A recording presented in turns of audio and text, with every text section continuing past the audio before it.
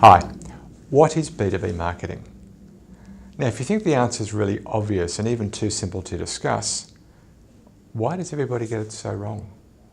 Let me show you a couple of articles that try to answer that question, and then I'm going to give you a very simple definition of what B2B marketing is.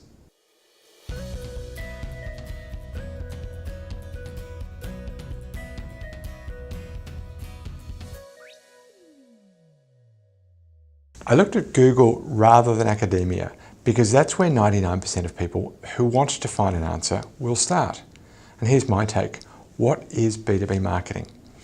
B2B marketing is the process of planning and executing strategies and campaigns that position your brand in the chosen category or categories with the businesses most likely to buy, and then create demand for a well-aligned sales force.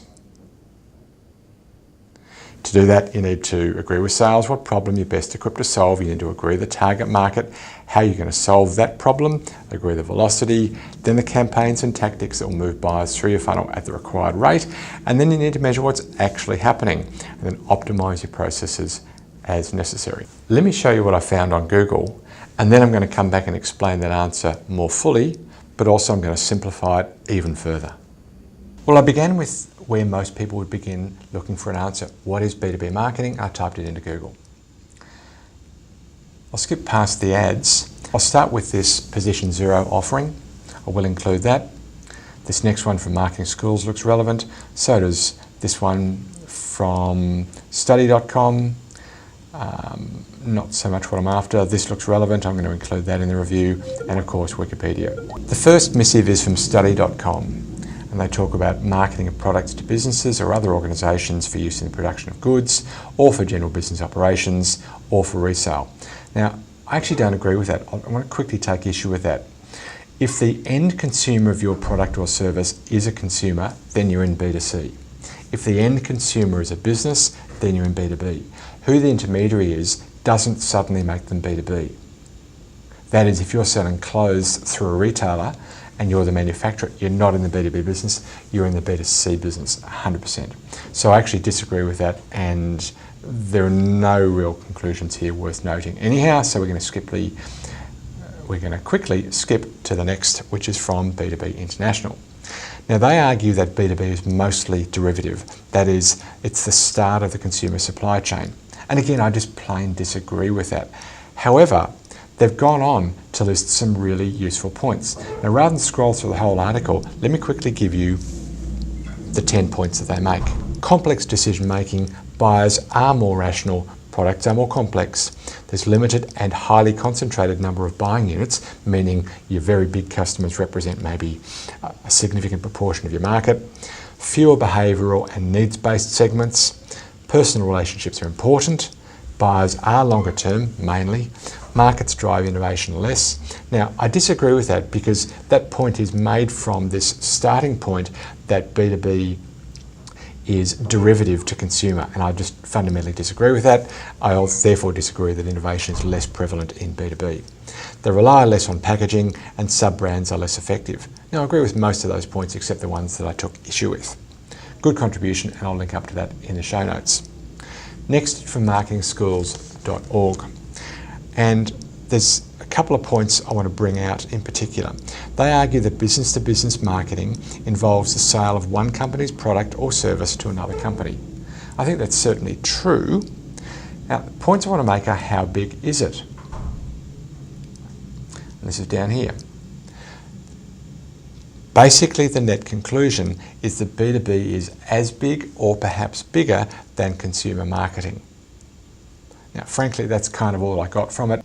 That's not to criticise the article. It's not written for me. It's written for students trying to find marketing schools. Our next one is actually a repeat of the very first article that we found, just listed somewhere separately on the Google ranking page. So let's move on to our next article. Now, this is from The Balance. Understanding the differences between B2B and B2C marketing. There are a couple of excellent quotes in here. When you market to B2B, you'll realise that businesses work hard to streamline the buying process in order to save time and money. Now think about that. Think about the buying process, not just the selling process. This often explains why a B2B purchase is based more on logic and why a consumer's purchase is based more on emotion. Another quote, the easiest way to explain this is that a business-to-business transaction often takes more consideration and more people to be involved. Again, both great, but then she goes on to draw some wrong conclusions. Like, when you're marketing to B2B, you want to focus on the logic of the product. You do this by focusing on features of the product. Really?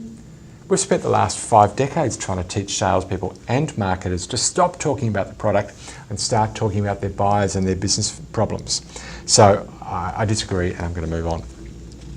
Finally, Wikipedia. Now, despite my fervent love of Wikipedia, this is a pretty light contribution, but the best from it is this quote. B2B is often contrasted against business to consumer, or B2C. In B2B commerce, it is often the case that the parties to the relationship have comparable negotiating power.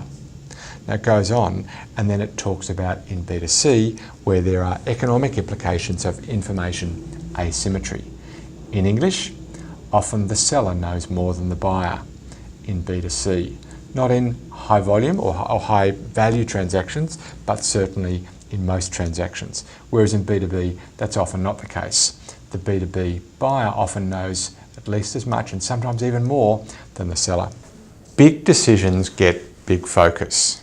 Think as a consumer first. So if you're buying a house compared to buying a shirt, when you're buying a house, you're going to spend a lot of time researching it, and the seller is likewise going to spend a lot of time because the sale is large, the commissions are large, it's worth it for them, it's worth it for you. You both spend a lot of time on that sale. When you're buying a shirt, it's not such a big deal for either of you. But for the brand that's selling the shirt, they're going to sell thousands or maybe tens of thousands or hundreds of thousands of this shirt. So they're going to spend a large amount of time on the marketing, not on the selling, and you're not going to spend a huge amount of time on the buying. They are quite different purchases, and therefore both the buyer and the seller behave accordingly. Think about it like this. Big purchases, big sales, and volume sales all justify effort. So now think about that from a B2B perspective, and the same basic logic holds. Big sales and big purchases, but also volume sales, and now we can add to that volume purchases, meaning a company might be buying a small item, but if they're going to buy thousands or hundreds of thousands of them, they'll give it the required focus. Both the buying and the selling, big decisions get big focus. Now, we certainly have salespeople involved in consumer sales, but it's very rarely the case in B2B that we don't have salespeople involved. And frankly, very involved. And because they're very involved, marketing actually has a job not just to do the marketing, but actually to help the sales force get ready to do their job. And of course, demand generation. We can't assume that people are going to walk in the door simply because we have a high street presence. In B2B, we actually need to position in the category that we want to serve and create demand within that category. So what is B2B marketing?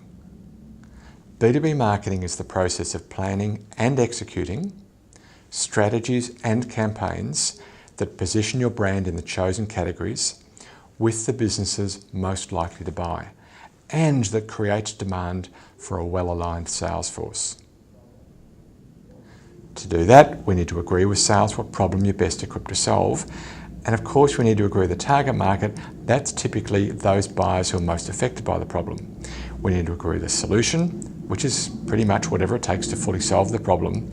Agree the velocity, and think about the backward math. How many deals do you need from how many proposals, from how many, and I'm stopping there because I could keep going all the way up to names, basically all the way back up the funnel. Agree the campaigns and tactics that will move buyers through your funnel at that rate, and then measure what's actually happening so that we can optimize the processes as necessary. So the best way to agree all of those things with sales, and frankly customer service if you need it, is in a funnel plan. Now if you have a funnel plan, you know what I mean. If you don't, you can get a free one at funnelplan.com. Go there now. Go to funnelplan.com, get yourself a free funnel plan, and get together with your sales counterparts and map out all of those answers, the problem that you're solving all the way through to the tactics you're going to use to bring that problem to the surface for your market. I hope you got a lot of value out of today's show. I had a lot of fun putting it together for you. Lots more lined up for next week. And until then, may your funnel be full and always flowing. Our thanks this week to our 5 contributors. Study.com for What is B2B Marketing, Definitions and Examples, Paul Haig, Laura Lake, Marketing Schools and Wikipedia. To Rihanna Busler for production. My name's Hugh McFarlane and it's been my absolute pleasure to have scripted and presented this week's show.